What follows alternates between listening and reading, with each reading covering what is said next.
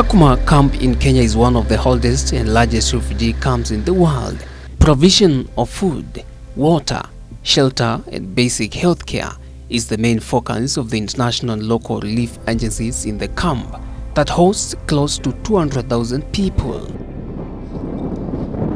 However, as Kenya prides itself in improved maternal and child health care, refugee mothers from war-torn countries of South Sudan, Congo, Burundi and Somalia are yet to be covered. In Kakuma refugee camp, pregnant and lactating mothers and children live a life they want, even after seeking asylum in Kenyan soil. Since 2016, we have progressively been getting more numbers of mothers who are coming. They are young, they are not at the age of consent, they are teenagers who are coming and they are pregnant. Teenage pregnancy, I usually say, is just a cosmetic word of defilement. Because if you're talking about somebody who's below 18, who's pregnant, then it means that is unconsented sex. In an attempt to make life better for the mothers, the United Nations High Commissioner for Refugees, UNHCR, and the Kenyan government allocated a new site, Kalobeyei, 25 kilometers northwest of Kakuma, with an aim of decongesting Kakuma camp, as well as settle new asylum seekers.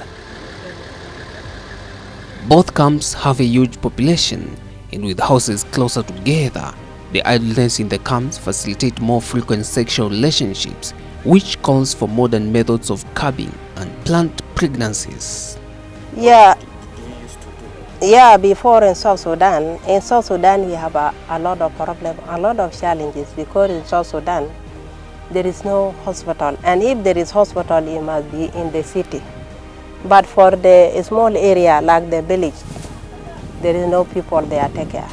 Well, the teenage mothers make around like 10% of our pregnancies, around 7 to 10% of the pregnant mothers that we see at our antenatal clinic. Mama Rebecca, a safer motherhood promoter, was being incorporated to the Kalobeyei hospital after abandoning South Sudan.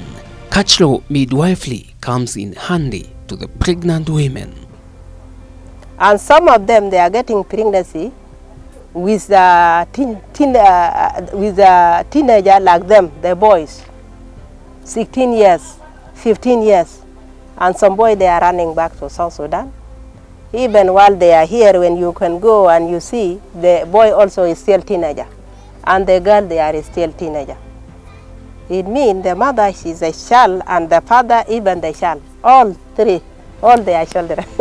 A South Sudan refugee, Lilian Nyagi, is said to be discharged from hospital after delivering a 50th child at the Kalobeyei hospital, and narrates the difference between having a baby born in war zone and in hospital. Before I'm not coming to the Kenya, I deliver more than 80 children in South Sudan. Hakuna bariki kama naingia na mtoto, kama hakuna na sindano. Hakuna mtu, kama hakuna naenda hospitali, hakuna napitia mtoto sindani. Hii msida.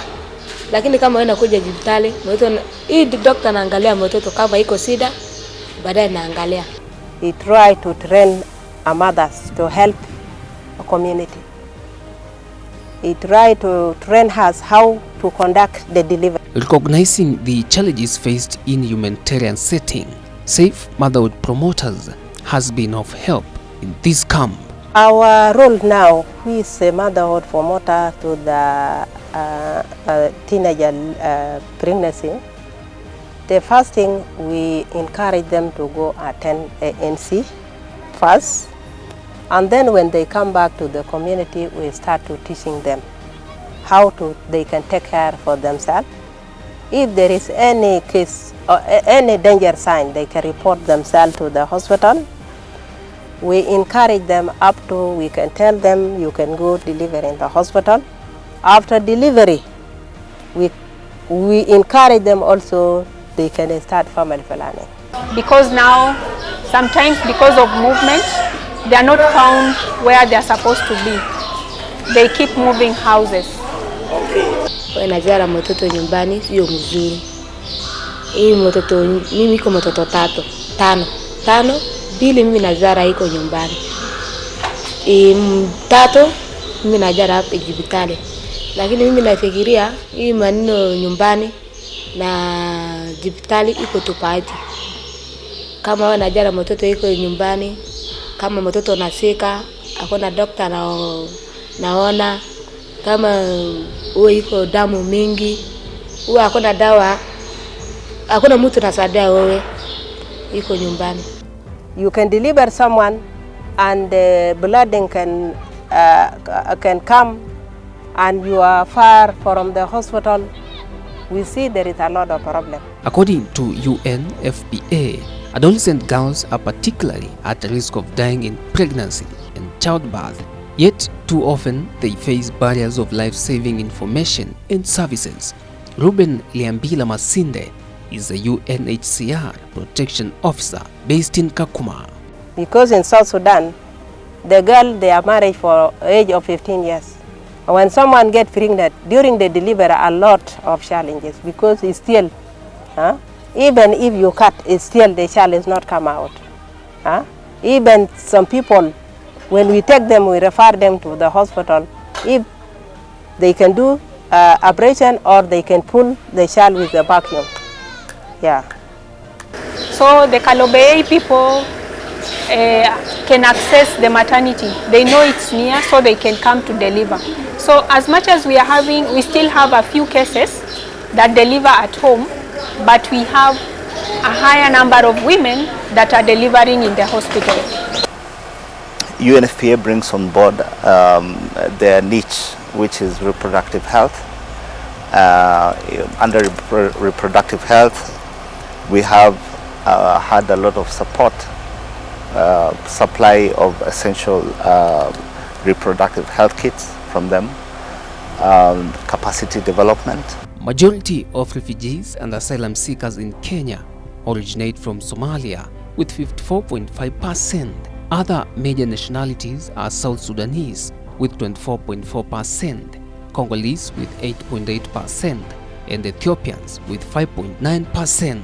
Persons of concern from other nationalities include Sudan, Rwanda, Eritrea, Burundi, and Uganda, while others make up 6.4% of the total population, which was estimated at 451 at the end of July 2019. Almost half of the refugees in Kenya, which is 44%, reside in the Dadaab refugee camp, 40% in Kakuma, and 16% in urban areas, mainly Nairobi, alongside 18,500 stateless persons. You see, since Red Cross opened Kalbaye, up to now, we don't have maternal deaths in Kalbaye because of this work. If you look at the housing that we have, I don't know if you're able to visit, also the same houses have been done in the host community. So if you look at that approach, I think it's what needs to really be able to promote this coexistence between refugee and host communities, not just here, because we've seen it work in Uganda. Through UNFPA and other agencies, both camps have embraced the promise of delivering improved reproductive health information and services, with 4,402 pregnant women accessing reproductive health information and another 3,102 receiving contraceptives, and with 312 women and girls receiving specialized reproductive health service.